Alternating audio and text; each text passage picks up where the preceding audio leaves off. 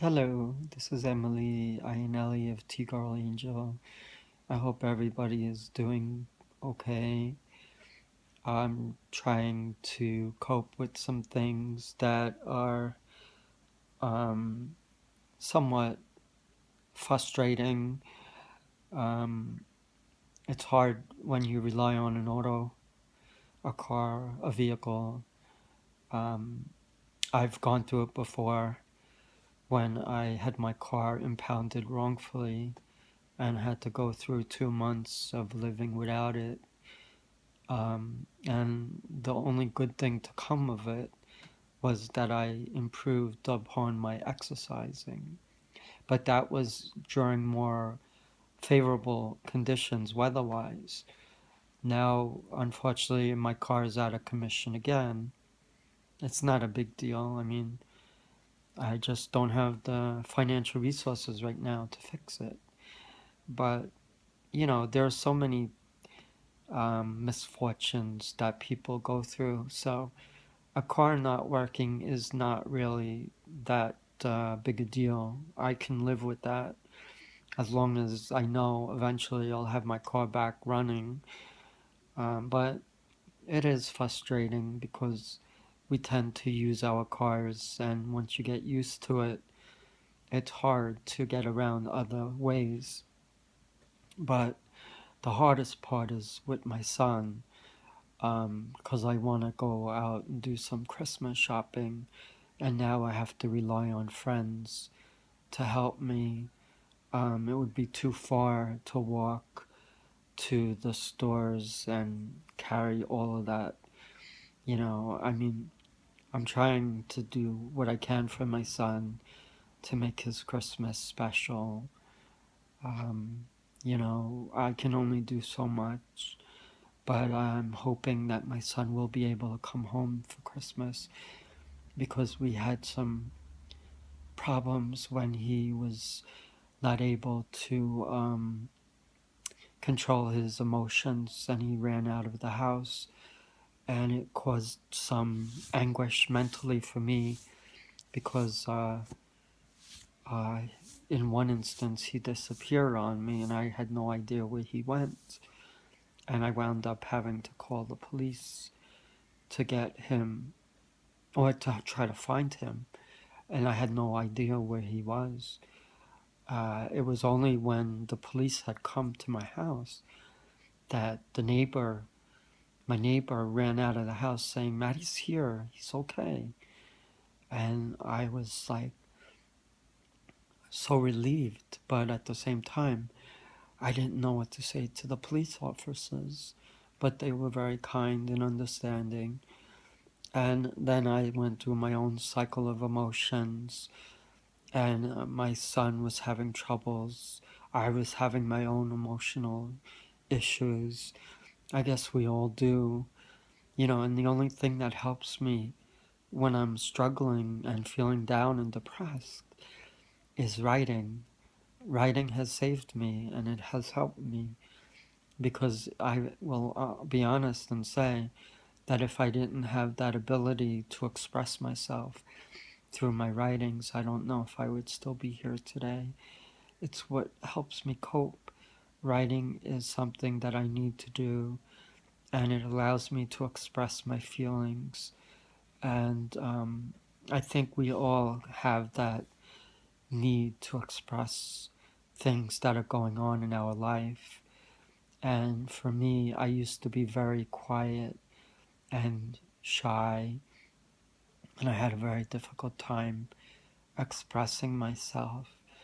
And in the wake of my father's sad and tragic passing, it forced me to write. I am trying to be a strong source of support for my son and my family.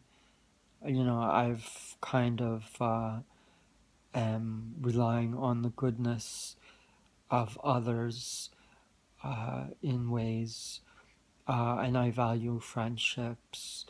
And I don't mean sometimes things that I say may be misinterpreted, but I don't mean anything by it. Sometimes I think I'm just letting off steam and just trying to find a sense of how I fit in. You know, I've sometimes wonder why I, as a person, have to put my family through my own struggles.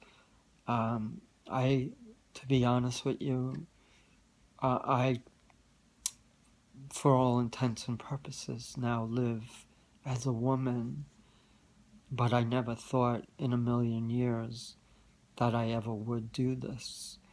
I always knew in my heart that I was transgender. That wasn't really accepted or understood when I was growing up, but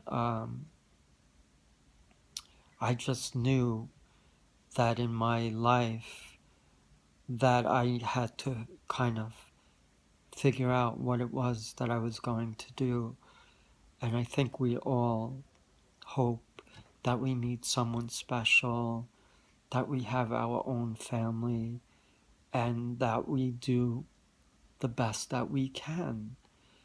And I always knew deep down inside that that's what I wanted to do. And I hope that people can understand that although we may struggle with our own internal feelings, that we're all just trying to do the best we can. And I apologize to anybody out there who may misinterpret things that I say, because I am just trying to cope in my own world where I feel very lonely, isolated, depressed, and sad. And I don't know what I would do if I didn't have a venue where I could speak and do my videos and share my feelings and my writings. You know, I never entered into writing to make money. That was the furthest thing from my mind. I entered into writing to heal. And then things just happened. Once I got my phone, uh, it was like it just inspired me to go forward as much as I could. It made me believe that I could do something maybe worthwhile. So I started to share my writings in the way of recordings. And it all happened so innocently. And then I started to do recordings for albums that I put onto a distribution website. And you know, I know that it's not easy to sell, and I'm not expecting really to sell any, I'm not expecting much, but I'm doing it for more noble reasons. Obviously, financial gain would be nice, but that's not my motivation. It never was my motivation. Just like my writing. Sure, I would love to write a book and chronicle my story. I have a lot to share, a lot to talk about, and I feel that if I could help one person, whether a young kid or a parent raising an autistic child or someone who lost a loved one to suicide, then I feel that I'm doing something valuable. And I don't care about the dollar signs. I care more about what my words mean and what I say. Because when you come right down to it, we as people connect. And I've learned a lot through reading, and um, I remember writing uh, about someone who had a tremendous influence on me, and kind of inspired me to write, was a gentleman by the name of Mitch Albom, who wrote Tuesdays with Morrie. And I read that book from cover to cover, and I read it about 3 times, and I was just in awe of how he portrayed this wonderful relationship of him with his former teacher in college, and how they just happened to reunite as his teacher was talking about his remaining time as he was diagnosed with a terminal illness. And I just was so touched by that story and the power that it kind of inspired me to write. And I have found that we all can touch people with our words, our actions. Um, Life is precious. And I think that we all have a sense of purpose. And for me, obviously, my main purpose is my son. I live for my son, and I'll do anything for him. Do I feel guilty about me transitioning? I do in many ways.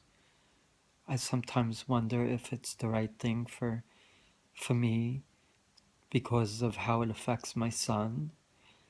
And I feel guilty. And I've suffered through this. And I don't want my son to, suffer. That's why I think it's important as he is seeking counseling and he's going to support group up near the school he goes to up in Rochester, way upstate. And I think hopefully that will help him. I think it's important for him to express his feelings and what's going on. And I worry for him all the time. He's going to be 17 this Tuesday, December 8th, 2015.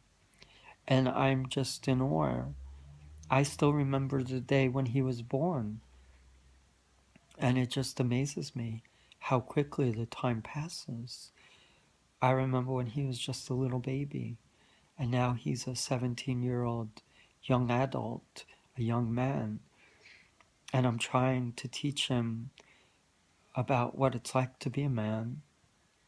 It may be ironic since I live now as a woman, but I do know what it's like to live as a man because I lived it my whole life. And I am a man. I can't change that.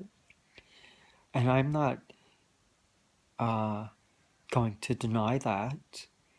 I have no shame. Why should I? I'm proud of being Matthew's father. And I will always be proud. And I love my son. And he means the world to me. And all I know is that I'm here for a certain amount of time.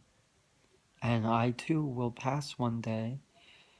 But I want my son to know how much I love him, how much I care for him, and what is important in life is that we try to do our very best. That's all we can do.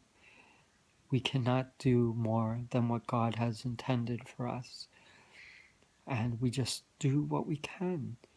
And we make sure that we put in our best effort to live good, exemplary lives. And always remember that our mission in life is just to do the best that we can and be a good person. I love you guys. Emily. T Girl Angel. Bye. Happy birthday, Maddie.